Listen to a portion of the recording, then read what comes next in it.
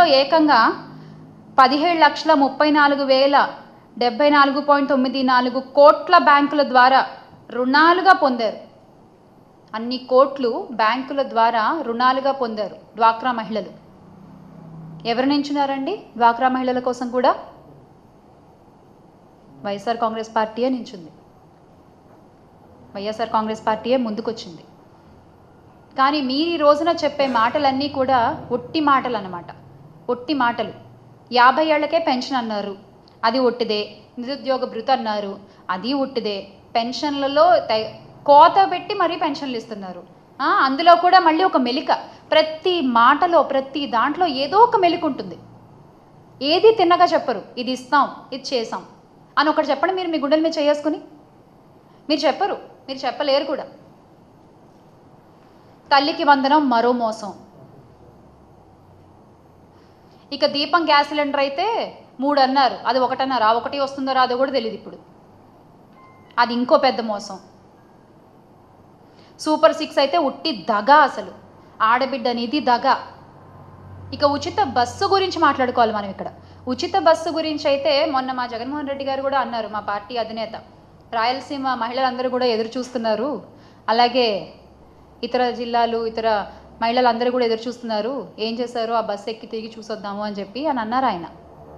ఆయన అన్న తర్వాత అయినా మీరు ఏమన్నా దాన్ని అమలు పరుస్తారేమో, చిన్న హామీయే కదా అని ఎదురు చూసాం మేము. కానీ మీరు అనౌన్స్ చేసిన విధానం చూస్తే మాత్రం అద్భుతం అసలు. దాని గురించి మనం మాట్లాడుకుందాం. ఇది చూడండి, ముందు చంద్రబాబు నాయుడు గారు ఉచిత బస్సు గురించి మాట్లాడిన మాటలు చూద్దాం ఒకసారి.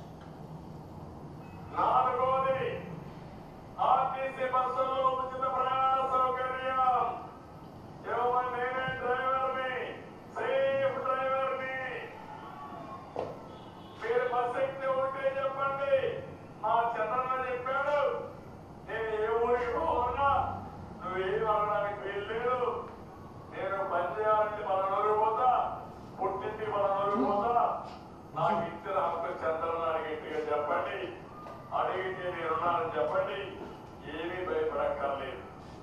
ఇవన్నీ నేను చేస్తున్నా అంటే ఒక ఉద్దేశంతో చేస్తున్నా. మీకోసం జగన్మోహన్ రెడ్డి చేసేది, జగన్మోహన్ జగన్ రెడ్డి అతను కనిపెట్టుకొని వస్తాడు. నేను అట్ట కాకుండా సేవాభావంతో ఎదురుకు వస్తా. 4వది ఆర్టీసీ బస్సుల్లో ఉచిత ప్రయాణ సౌకర్యం.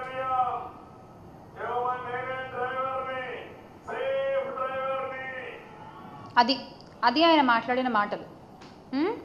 జగన్ రెడ్డి గారు అయినా కూడా ఆ గన్లోంచి వచ్చే ప్రతి బుల్లెట్ కూడా చాలా సూటిగా వెళ్ళి తగులుతుంది.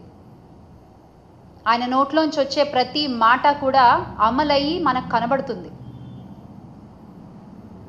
కానీ మీరిచ్చే మాటలు ఎలా ఉంటాయి అంటే, ఈ రోజున గుమ్మడి సుధారాణి గారు చెప్పారు ఇదే ఉచిత బస్సు కోసం.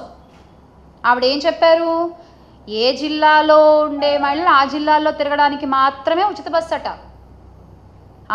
ఇక్కడేమో ఈయనేమంటారు, మేము ఈ పనికి ఈ జిల్లా నుంచి ఇంకో జిల్లాకి వెళ్ళాలంటే ఎక్కి చంద్రబాబు నాయుడు గారు నా పేరు చెప్పండి అంటారు ఈయన. కానీ ఈ రోజున అదే కూటమి ప్రభుత్వంలో ఉన్న గుమ్మడి సంధ్యారాణి గారు ఆవిడ ఏం చెప్తున్నారు, ఇందాక సభలో, ఇందాకే జస్ట్ ఒక అరగంట క్రితం, ఏ జిల్లాలో వాళ్ళు ఆ జిల్లాలోనే తిరగాలి. ఇది మీరే చెప్తారు, అది మీరే చెప్తారు. మీ మాటలు ఇలా ఉంటాయి. మా అధినేత జగన్మోహన్ రెడ్డి గారి మాట అంటే అది జరిగి తీరుతుందంతే. ఇలా ఉట్టి మాటలు చెప్పడం చేత కాదు ఆయనకి. సూపర్ 6 హామీలు, కళ్ళబొల్లి మాటలు, అసలు ఇంత జరుగుతుంటే కూడా ఆ ఊగిపోయిన పవన్ కళ్యాణ్ గారు నోరు మెదపరు. రాష్ట్రాలు తిరుగుతూ గుళ్ళు తిరుగుతూ ఉంటారు ఆయన.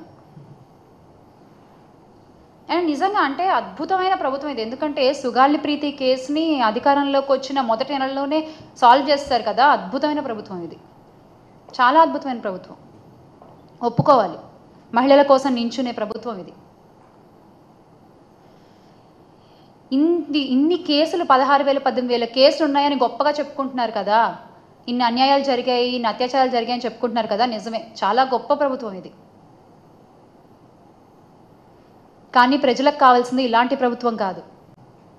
ఇలాంటి ప్రభుత్వం కాదు ప్రజలకు కావాల్సింది. తప్పు జరిగితే వెంటనే ఏం జరిగిందో తెలుసుకుని నిందితుడికి శిక్ష పడేటువంటి ప్రభుత్వం కావాలి వాళ్ళకి. అది వైఎస్ఆర్ కాంగ్రెస్ పార్టీ హయాంలో దిశ యాప్ వంటి గొప్ప యాప్ల ద్వారా జరిగింది. మహిళలకి ముఖ్యంగా అన్యాయం జరిగిన వాళ్ళ చేతులు వెరక్కొట్టి కూర్చోబెట్టిన ప్రభుత్వం ఇది వైఎస్ఆర్ కాంగ్రెస్ పార్టీ ప్రభుత్వం. మీ కూటమి ప్రభుత్వం లాగా కళ్ళబొల్లి మాటలు చెప్పే ప్రభుత్వం కాదు. చేతల్లో చేసి చూపించేటువంటి ప్రభుత్వం వైఎస్ఆర్ కాంగ్రెస్ పార్టీ ప్రభుత్వం. గత 5 ఏళ్ళు చేసి చూపించాము, మళ్ళీ చూపిస్తాం. ఈ అంతర్జాతీయ మహిళా దినోత్సవ సందర్భంగా మహిళలందరికీ ఒక్కటే మాట చెప్పాలనుకున్నాను. మళ్ళీ త్వరలో మీరు ధైర్యంగా తిరిగే రోజులు వస్తాయి. మళ్ళీ మీకు ఆసరా లభిస్తుంది, మళ్ళీ మీకు భరోసా లభిస్తుంది. అది ఒక జగన్మోహన్ రెడ్డి గారి ద్వారానే మనకు సాధ్యమవుతుంది. So make Andhra great again with Jagananna. Happy women's day. జై జగన్.